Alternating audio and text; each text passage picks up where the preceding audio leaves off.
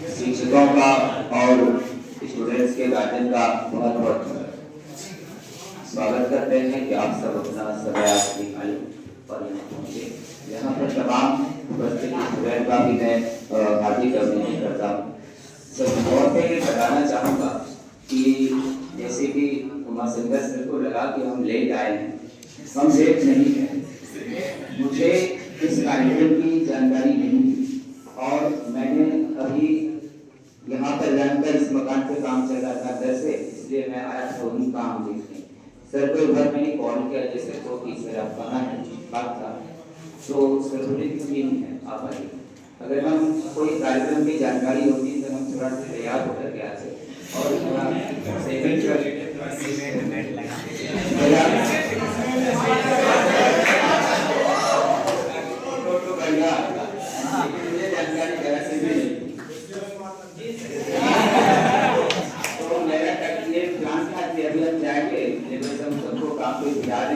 उसके बाद जो है सारे फिर हम आज गाँव के लिए निकलते हैं, पता नहीं होगा तो जानकारी मुझे नहीं थी और कंप्लेंट किसी को भी अगर ये संदेह हो कि हम लेट नहीं है तो चलिए आज इस कार्यक्रम में उपस्थित बहुत सारे स्टूडेंट पहुंचे हैं और आज ये सम्मान समारोह है।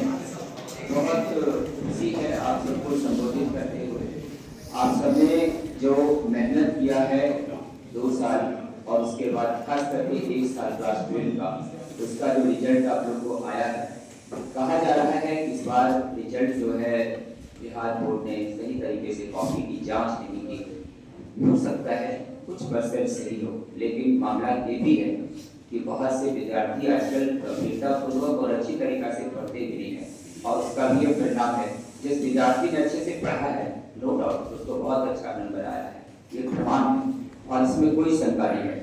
और इसलिए आगे आने वाले स्टूडेंट को ये सोच लेना पड़ेगा कि ऑनलाइन और इधर उधर करके आप अच्छी तरह से तैयारी नहीं कर पाएंगे जब तक आप रियली तैयारी नहीं करेंगे। To the book, to the copy, daily class, daily एकदम रेगुलर टेस्ट नहीं देंगे तब तक आप अच्छी तैयारी नहीं कर पाएंगे। और इसके लिए सभी स्टूडेंट को जो पास करके जो बोर्ड देती उसका तो बात खत्म हो गया, तो वो आगे का तैयारी के बारे में सोचेंगे। लेकिन जो नए स्टूडेंट हैं उन सभी को रेगुलर क्लास करना और रेगुलर टेस्ट देना ये सबसे बड़ा मायने है, क्योंकि ये संभव ऑनलाइन क्लास में नहीं हो पाता है। बहुत सारे स्टूडेंट हमारे भी ऑनलाइन क्लास में जुड़े होते हैं, लेकिन आज तक मैंने कभी उन्हें न देखा न मुझे पहचाना। बस वो ऑनलाइन में जुड़े हुए हैं, कोर्स ले लिया है, पढ़ रहा है, वो क्या पढ़ रहे हैं पता ही नहीं चलता। इसलिए ऑनलाइन और ऑफलाइन में बहुत अंतर है। आपको ऑफलाइन क्लास का तुलना कभी भी आने वाले समय में भी ऑनलाइन में नहीं संभव है। और हाँ, ऑनलाइन में संभव कब होगा पता है, जब आप ग्रेजुएशन कर लेंगे। ग्रेजुएशन कर लेंगे तो कुछ चीजें आपको ऑनलाइन में काम देगी, लेकिन अभी क्लास 11th-12th के बच्चे जो एक बहुत डेंजर जोन में है, सबसे बड़ा डेंजर जोन अगर है स्टूडेंट लाइफ का तो 11 और 12 का क्लास है। इसमें बहुत बड़ा डेंजर रेड जोन इसको कह सकते हैं। इसमें स्टूडेंट का माइंड बहुत सेंसिटिव होता है, तुरंत वो ऑनलाइन में क्लास करते करते वो किधर पे पढ़ के किधर से किधर चले जाएंगे, वो क्या देखना फिल्म सुनने देखने लेंगे या गाना सुनने लेंगे, कहाँ मुश्किल है। इसलिए उसमें पढ़ाई देखिए संभव नहीं है। आप जहाँ भी हैं रेगुलरली क्लास करें।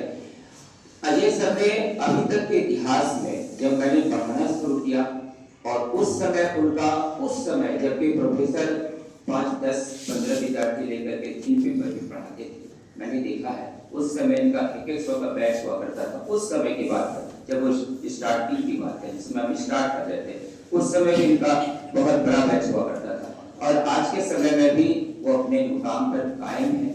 ये सबसे बड़ी उपलब्धि है और इनका त्याग और इनका परिश्रम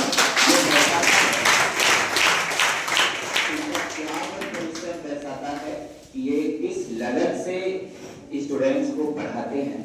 आज तो रियली मैं सच में यही सोचा था कि सर क्लास ही ले रहे होंगे, और क्योंकि संडे को भी उनका लंबा क्लास हुआ करता है और यही सोच के मैंने सोचा था कि कहाँ है थोड़ा सा इसमें कुछ काम था, उस बारे में बात करना था। यही सोच के मैंने कॉल किया उनको, तो पता चला यहाँ पर भी कार्यक्रम है। तो देखिए तो सर बहुत तन्मयता से पढ़ाते रहे हैं, एक एक चीज़ों को पढ़ाना उनका आदत रहा है। इसी तरीक़ा से मैंने भी जब पढ़ाना शुरू किया तो ये हमेशा ध्यान में रखा कि सिलेबस का पूरा हर पॉइंट विद्यार्थी जब तक नहीं पढ़ेगा तब तक वो क्वेश्चन कहाँ से पूछेगा, वो फिर जवाब कैसे देगा। तो उस समय ऐसा ही होता था कि प्रोफेसर क्या करते थे ना, थीम पे नए क्वेश्चन पढ़ा देते थे और वही क्वेश्चन बोर्ड में आता भी था, लेकिन वो जमाना खत्म हो गया है। और उसके बाद हम लोग एक एक सिलेबस का एक एक चैप्टर का एक एक पार्ट पढ़ाना शुरू किए। इससे बहुत सारे स्टूडेंट को बहुत फायदा हुआ। आज भी बहुत सारे स्टूडेंट हमारे आते हैं जो कि 5 साल पहले पढ़े हैं, 10 साल पहले पढ़े हो, कहते हैं ऑफिसर आप करते हैं, पूछते हैं किस लिए रहते हो, सर उससे आज भी हम तैयारी करते हैं। रेलवे में देखिए मेरा जॉब हो गया, लेकिन हम अभी भी सर पढ़ रहे हैं, हम अभी अब दूसरे चौक और तैयारी करते हैं। जॉब में अब क्या और अच्छा से करना चाहते हैं, उसको ऑफिस फिजिक्स में ना बहुत मदद मिलता है, बहुत सारी चीज़ों मिलता है मदद। तो देखिए वो कॉपी आपको रखना चाहिए और उससे आपका मतलब सिंसियरिटी दर्शाता है कि आप किस प्रकार से आगे बढ़ना चाहते हैं। और वो लगन जीवन में सबसे बड़ा चीज़ है और वो लगन ही आपको दूर तक ले जाएगा और अपने मुकाम तक पहुंचाएगा। तो अभी जो स्टूडेंट पास कर चुके हैं वो अपना कैरियर का आगे के लिए सबसे पहले ये डिसाइड करें उनको कौन से सब्जेक्ट लेकर के आगे बढ़ना है। ये हमारे कहने से या गार्जियन के कहने से या और किसी के कहने से आपको नहीं चलना है। हाँ, सलाह सभी का लीजिए, लेकिन आपको अपने पसंदीदा सब्जेक्ट चुनना है ताकि उसमें आप अच्छा से आगे कुछ कर सकें। आप इस बात को सोच लीजिए, अगर आप अच्छा सब्जेक्ट चुन लेते हैं, चाहे वो पॉलिटिकल साइंस हो, चाहे वो सोशियोलॉजी हो, चाहे कोई भी सब्जेक्ट हो, हिस्ट्री हो, ज्योग्राफी हो, फिजिक्स हो, कुछ भी हो, या केमिस्ट्री हो या बायोलॉजी, कुछ भी, वो आप देख लीजिए कि पसंदीदा सब्जेक्ट कौन सा है। पसंदीदा सब्जेक्ट में अगर आप आगे बढ़ते हैं तो नो डाउट आप उसमें बहुत अच्छा करेंगे, तक आप निकाल सकते हैं। लेकिन हाँ, उसमें आपका इंटरेस्ट होना चाहिए। पढ़ाई में सबसे पहला चीज इंटरेस्ट ही है। अगर जैसे कि आप बहुत अच्छा खाना खाते हैं और आपका इंटरेस्ट नहीं बढ़ रहा है, सारा चीज़ है खाने में, लेकिन इंटरेस्ट नहीं बढ़ रहा है तो आपको फायदा नहीं कर सकता। इसलिए पढ़ाई में सबसे पहला इंटरेस्ट है, अपना स्वभाव बनाइए और वो अगर लगाव आपका बनता है तो निश्चित रूप से ऑब्वियसली आप उसमें अच्छा कर सकते हैं, क्योंकि आप उसको अच्छी से समझ जाते हैं तो उसको अच्छे से आप एक्सप्लेन कर पाते हैं। अगर समझते ही नहीं है तो फिर ना तो याद होगा ना तो उसको एक्सप्लेन कर पाएंगे। इसलिए सबसे पहला चीज़ है पसंदीदा सब्जेक्ट को चुनना ग्रेजुएशन में और उसके बाद आगे बढ़ना। देखिए टेक्निकल ट्रैक में अगर आप जाना चाहते हैं तो जो बच्चे बायोलॉजी लिए हैं, बायोलॉजी से पढ़े हैं, पास आउट हुए हैं, उनको नीट एक अच्छा एग्जाम है, लेकिन उसको आप उसमें जा सकते हैं, या दूसरा ऑप्शन पैरामेडिकल का भी कोर्स होता है, उसमें भी आप जा सकते हैं। दोनों में थोड़ा सा अंतर है। अगर आप नीट करके जाते हैं तो आप वहाँ पर जो मेडिकल हेल्थ सेंटर है उसका हेड बनते हैं डॉक्टर के रूप में, और अगर पैरामेडिकल जाते हैं तो उसके अंदर आप काम करते हैं। यही दोनों में अंतर है। जबकि क्वालिफिकेशन इधर से आप बराबर लिए हैं, लेकिन आगे का क्वालिफिकेशन वहाँ पर डिफर कर देता है दोनों। अगर आप टेक्निकल ट्रेड से खास करके आप अगर जेई तरफ जाते हैं, इंजीनियरिंग करना चाहते हैं, इंजीनियरिंग करने के लिए आपको सबसे पहले आप जानते हैं जेई मेंस से निकालना होगा, और उसके बाद अगर आप और अच्छा परफॉर्मेंस करते हैं, अच्छा प्रोफेशनल पहले आते हैं तो आप जेई एडवांस कर पढ़ते हैं। और अगर आप जॉब जल्दी लेना चाहते हैं, जॉब जल्दी लेना चाहते हैं तो आपको तब आर्ट्स पेपर चुनना चाहिए, क्योंकि बहुत सारे ऐसे चाहे बैंक पीओ का एग्जाम हो, एसएससी का एग्जाम हो, रेलवे का एग्जाम हो, उसमें जीके के रूप में जो है आर्ट्स पेपर से ज़्यादा क्वेश्चन होता है, तो वहाँ से आप अच्छा परफॉर्मेंस करके जॉब जल्दी ले सकते हैं। अगर गार्जियन किसी का ज़्यादा हायर एजुकेशन के लिए प्रीफर नहीं कर पा रहे हैं, अपना इम्पोर्ट नहीं कर पा रहे, तो वो उसमें पढ़ सकते हैं। तो इसमें अब आपको चुनना है कि अपना सब्जेक्ट कौन सा आप देते हैं।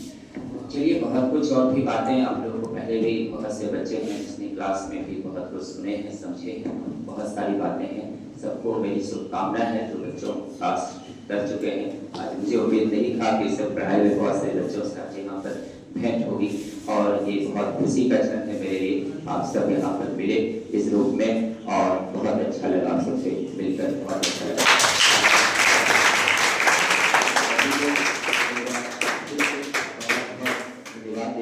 आप सबका भविष्य बहुत आगे बढ़े, लेकिन याद रखें ईमानदारी से पढ़ा हुआ चीज कभी बेकार नहीं जाएगा, और अगर आपने ईमानदारी से पढ़ा है और किसी कारण से अगर मार्क्स आपका कम आया है, अगर आपने पढ़ा है तो आगे आपको बहुत काम देगा, इस पे कोई शंका नहीं है। और इसे हमेशा जीवन के पथ पर याद रखें, ईमानदारी से बढ़े। आज भी हम लोग जो चल रहे हैं, जैसे पढ़ा रहे हैं स्टूडेंट को, तो मैंने अभी शुरू में ही सोचा था कि जब तक पढ़ाऊंगा बस ईमानदारी पूर्वक पढ़ाएंगे, लेकिन आज के माहौल में स्टूडेंट जो है ऐसे परिवेश में चल रहे हैं जो चाहते हैं कि ज़्यादा मेहनत ना करना पड़े और ज़्यादा मेहनत बिना करे कुछ हो जाए। तो देखिए, ऐसा कोई रास्ता पढ़ाई में नहीं है, बिना मेहनत किए आप आगे बढ़ जाए, ऐसा संभव नहीं है। इस बार का रिजल्ट भी इसका एक प्रमाण है, और जो बच्चों ने पढ़ा है रिजल्ट उसका बहुत अच्छा आया है, तो जिसने नहीं पढ़ा, लापरवाही किया है, उसका रिजल्ट में प्रभावित हुआ है। इसलिए सबको एक बार फिर से बहुत बहुत धन्यवाद।